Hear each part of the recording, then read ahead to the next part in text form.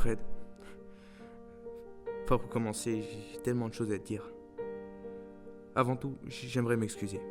Je regrette, vraiment. Bien que ce soit facile à dire, je t'assure que je ne pensais rien de ce que je t'ai dit. Je sais que ce n'est pas très correct de t'écrire au lieu de tout te dire à haute voix, mais c'est mieux ainsi. J'espère que tu comprendras. Je te demande pas de me répondre ni de me pardonner, mais juste de m'écouter. Il faut que je parle. Anne est partie, elle dit ne plus me reconnaître. Et sans m'en rendre compte, je lui ai peu à peu fait subir tous mes problèmes, si bien que je ne faisais plus attention à elle. Je me souviens de toutes les fois où tu m'as dit que ça ne durerait pas longtemps, et comme d'habitude, t'avais raison. Je devrais t'écouter plus souvent. Je ne sais pas combien de temps s'est écoulé depuis la dernière fois que j'ai vu les autres. C'est moi qui ne les reconnais plus. Je n'arrive plus à me concentrer en ce moment, je n'arrive plus à rien écouter. Les sons autour de moi sont troubles, étouffés, comme si nous étions tous en train de nous noyer. Forcément, je n'arrive plus à travailler. J'ai plus vraiment envie d'étudier la psychologie. À vrai dire, je n'ai aucune envie d'étudier. Ou du moins aucun futur, aucune carrière ne me fait envie. Je suis encore plus paumé qu'avant. Je n'arrive plus à vivre au jour le jour comme on le faisait. L'anxiété se réveille en même temps que moi et m'accompagne jusqu'au soir. Et pourtant, je n'arrive pas à mettre les choses à plat, à réunir les morceaux. Chaque jour qui passe froisse un peu plus les pages. Et ça me terrifie. Je me rends compte que mon discours est un peu larmoyant, voire pitoyable. Comme d'habitude, je n'ai fait que me plaindre au lieu de m'excuser convenablement, mais à qui d'autre aurais-je pu parler ?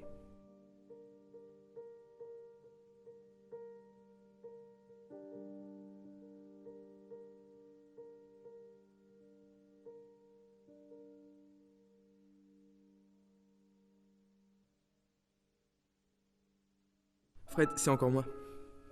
Le week-end dernier, je suis passé chez mes parents. Tu leur manques aussi. Je les aidais à préparer leur déménagement, ils vont habiter hors de la ville pour le travail de mon père. Et du coup, je vais me retrouver seul dans notre appart. Bref, je suis tombé sur ma vieille console de jeu. Tu te souviens de toutes les après-midi qu'on a passé à y jouer ? Et j'y repense souvent avec nostalgie. À toutes ces années d'insouciance tranquille qu'on a partagées. Tout y était plus enchanté. Collège Saint-Denis, les mercredis au terrain de sport, les cours de maths qui devenaient cours de dessin, les batailles de bouffe à la cantine, les blagues carambars, les dimanches matins devant la télé, puis la L, le lycée, les soirées, les gueules de bois, les dimanches soirs devant la télé. Je ne changerai rien. J'étais parti en premier et je t'ai suivi. On a rejoint la grande ville, t'avais tes grands rêves de pianiste et de musique électro. Moi, j'ai choisi la psycho par défaut. T'avais peur de ne pas réussir. Moi, juste d'être seul. J'ai l'impression d'avoir pris 10 ans d'un coup. Tu crois pas que c'était mieux avant ?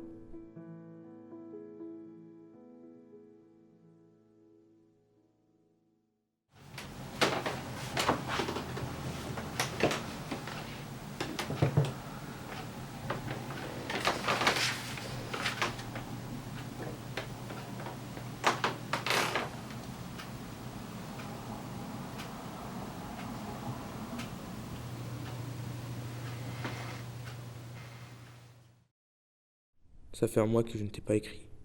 J'ai essayé, vraiment essayé de te laisser de côté, mais j'y arrive pas. J'ai besoin de te parler, j'ai beaucoup trop de choses à te dire. Il me faut vomir les mots, mais ma timidité maladive m'en empêche. Le quotidien est devenu insupportable. J'arrive plus à respirer. Mes poumons se remplissent chaque jour d'un liquide putride, comme ce coin d'eau qu'on a laissé s'encrasser sans le nettoyer. Après avoir enlevé l'eau, les déchets jonchent le sol, mais personne n'ose y toucher. J'ai vite compris qu'il n'y avait que moi qui me noyais. Et le monde me regarde depuis la surface.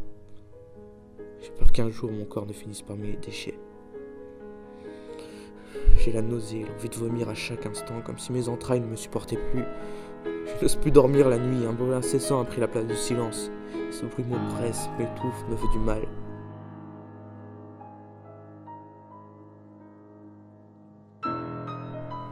Le tissu de mon lit me brûle la peau, mon anxiété envahit ma vie, je me ronge tellement que mes doigts ont commencé à saigner, je marche, je ralentis, mais quand est-ce que je tombe ? Tout est fade. Les ombres ne sont pas assez sombres, la lumière pas assez aveuglante, les gens pas assez vivants. Le monde ne tourne pas assez vite. Pourquoi étudier la psycho? Pourquoi essayer de régler les problèmes des autres si je ne peux même pas me soigner moi-même? Je m'endors en cours et je me réveille dans le métro. Chaque jour, 1, 2, 3 stations, mais je fais ce trajet tellement de fois que j'ai plus l'impression de le vivre. Cette atmosphère tiède et moite, cette odeur de transpiration ambiante, les troupeaux de rats dans les couloirs. Hier, quand les portes de métal se sont ouvertes, je suis resté fixe, incapable de bouger. J'ai commencé à chercher frénétiquement le moindre courant d'air. Une fois dehors, il n'y avait pas d'air. J'ai commencé à suffoquer. C'est la 4e fois ce mois-ci. Il me faut quelque chose à quoi m'accrocher, une corde, une main, n'importe quoi.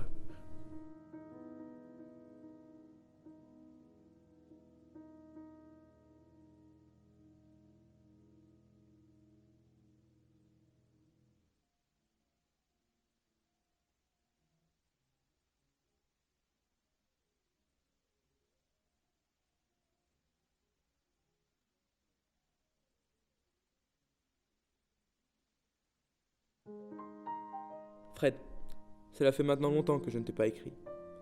J'ai l'impression de ne plus en avoir besoin. Je pense que je suis prêt à te dire au revoir. Je crois bien t'avoir tout dit, l'écriture de ces lettres m'a aidé à me sentir mieux. Je me sens enfin apaisé. Durant ces dernières semaines, j'ai rencontré quelqu'un. Elle s'appelle Mélanie. Elle m'a vraiment aidé et elle a passé des nuits entières à m'écouter. Elle a chassé le brouillard et maintenant, je vois plus clair. Elle me prend par la main et m'aide à aller de l'avant. Je me rends compte que ce qu'il me fallait vraiment, c'était une personne réelle avec moi, lorsque je me livrais et non une feuille et un stylo. Avec elle, j'arrive à parler, à pleurer, à respirer. Et je n'en reviens toujours pas, malgré ma timidité, elle est quand même venue vers moi.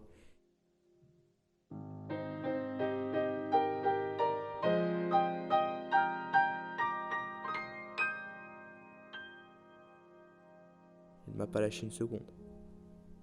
Je pense que tu l'aimerais bien.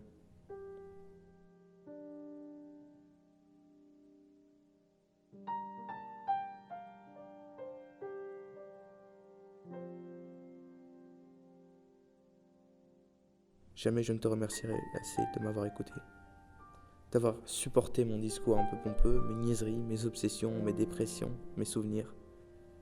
Merci surtout d'avoir partagé une partie de ma vie. Je te dois tout.